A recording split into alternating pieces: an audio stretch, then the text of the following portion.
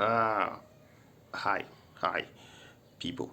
So today I want to tell you about making commitments. What I mean by that is having customers who refer to you as their boat guys or boat girls, or I don't know if there's any other name for it, but they basically call you whenever they need to get to any place whatsoever. Now, I'm going to be telling you from my own experience, wherein I had a couple of customers I was committed to, wherein they call me and then, I show up and then I take them to where they need to go and all that. Now, why that is good, it can be also bad. So, what I mean is this: it's got an advantage, it's got disadvantages too. Here are some of it. For instance, having a very committed customer would help you in times when the business is dry. The business is not like you run down through the year from January to December and everything is just rosy. Like every day you go out, there are just orders just pouring in like that. It's not true, right? There are months, as we have noticed so far. I think August is one of those months where things are practically dry. Like, even I am yet to understand why, but things are dry around that area, around that time. One time again, it was in January, but this year, talking about 2023, it wasn't dry in January in Abuja. It wasn't dry. It was okay. It was okay. Let's just say maybe like a couple of days, but that's understandable since a lot of people had traveled for the holidays and things like that. But generally speaking, when things are dry, these customers they become your savior. Other than that, keeping customers who call you from distances to come pick them to some place and to come fulfill some orders for them and things like that might not be the best when it comes to your earning potentials. A reason I say that is this. Now, I'm going to give you a story to try and buttress my point. I think I told this story one time, but let me just use it for the purpose of explaining what I'm trying to say. Now, I met this one guy. He said, he told me he made 18,000 the day before. Okay, we were packed in a place, so we got to talking, and then he was telling me he made 18,000 naira the day before.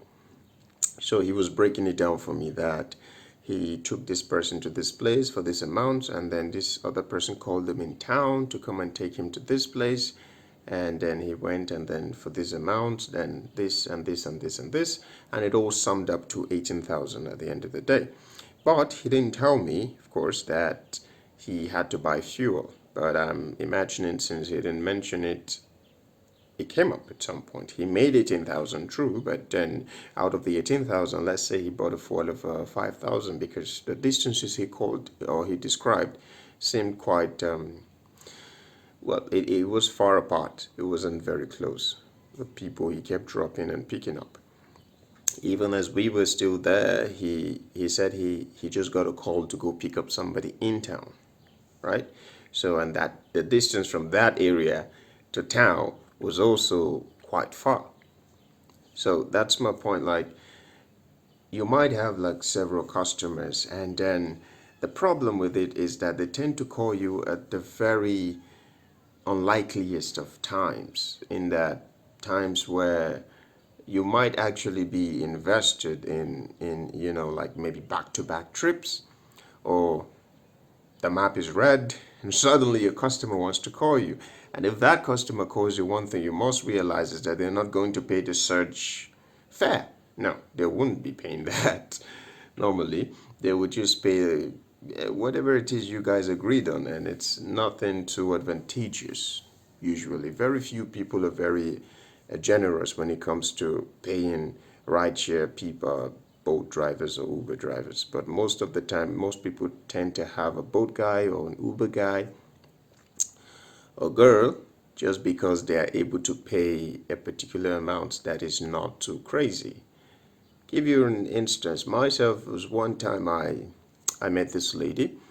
She I took her somewhere and then she asked me to wait, that she's going to pay for the waiting time. And when she came out, basically what her valuation of my own waiting time was 500 per hour. And like after that day, this was when I was just starting the business early. So now that I think about it, I was like, Jesus, that was very foolish. That was really, really terrible. After that day, I was like, in my head, this is very terrible. Do you know that in the same 1 hour, I could have done one trip or maybe at least two that would give me something nothing less than 1,000, maybe even 3,000, maybe even more. Like it just depends, you know. In 1 hour, yeah, I probably would have done a whole lot better than a whole lot better. Not probably. I think I know for a fact that I would have done a whole lot better than 500 per hour, right? And I think she took like 2 hours or something.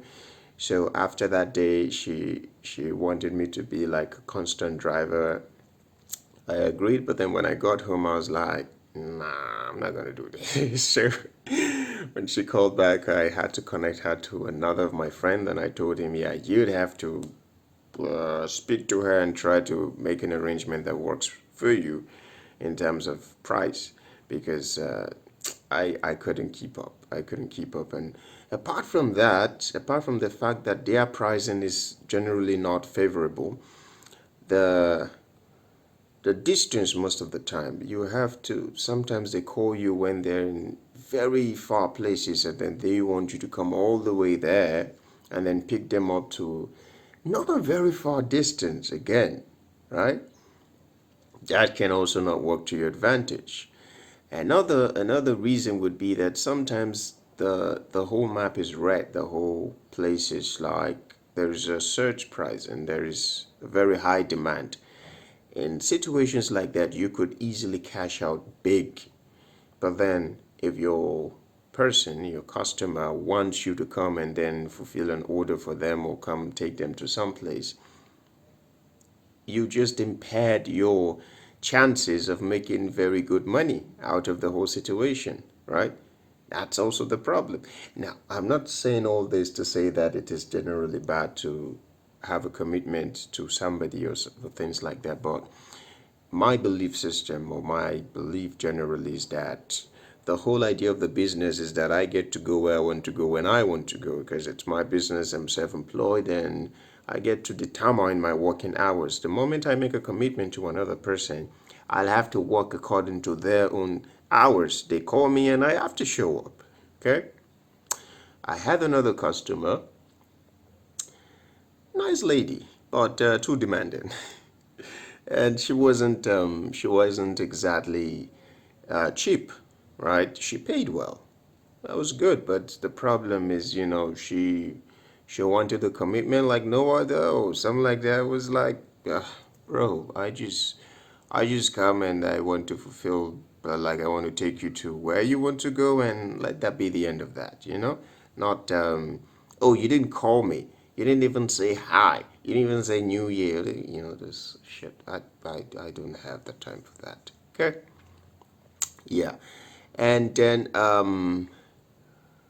finally, one of the other disadvantages of having a very consistent customer is that, unfortunately, you definitely have to give them a discount. You can't keep carrying them for the same price you see on the app.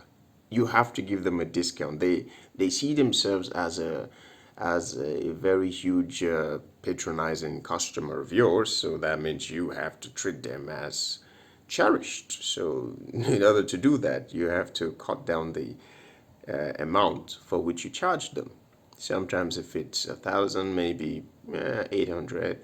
If it's supposed to be this amount, you have to shrink yourself in order to keep them as customers. Otherwise, why do they need you if they could just book the boat and pay the same amount, right? So that means your services have to come with some kind of discount. And I'm saying, why do you need that kind of commitment when you could just render the same service for several other people who are willing to pay the normal amount? There's no need for that, right? Now, however, speaking on, let me switch again to merit.